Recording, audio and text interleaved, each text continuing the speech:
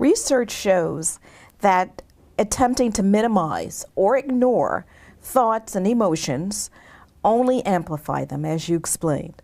How do you relate this with performance management at the workplace?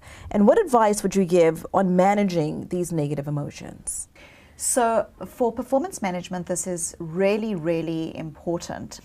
A lot of times leaders, when they need to give difficult feedback, will avoid the feedback. They will avoid having the conversation, or they will have the conversation, but it's a sideways conversation.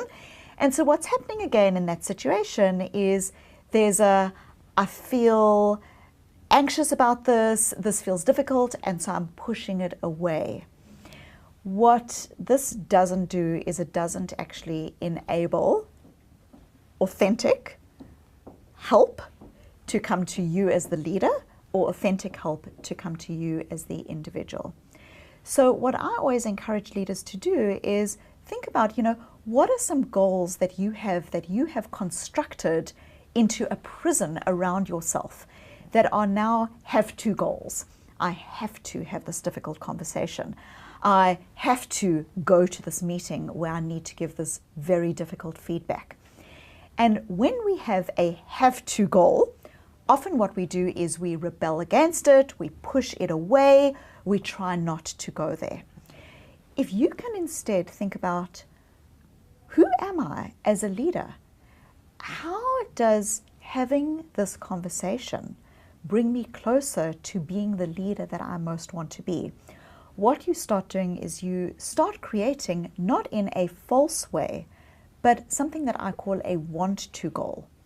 A want-to goal is the recognition that I want to have this conversation because fairness is really important to me, and not having it is unfair to the person. Not having it might be unfair to my team. Not having it might be unfair to me.